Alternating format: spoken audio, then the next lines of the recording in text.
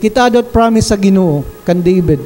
That's why David gintawag he is a man after God's own heart. David had the word of God. Hiyan nakarealize nga surely kuno goodness and mercy magsusunod-sunod hay mo all the days pagod of your life. That's a powerful statement if you have the word of God. Ngan ito nga word of God, it is living, buhiya. Because si Jesus ito nga word of God. Ano sabi ni Jesus? I am the way, the truth, and the life. In the beginning was the Word, and the Word was with God, and the Word was God.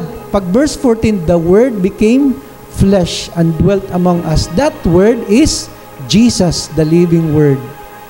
That's why when you read the Bible, ito nga Word is living. Amot magkukonvict hay mo about sin.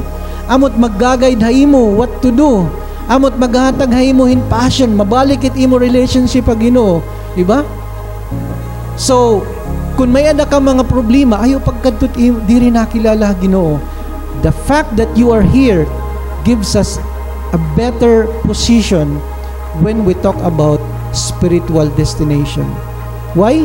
Because this is the right place for you guys, for you young people, to understand the purposes of God for your life.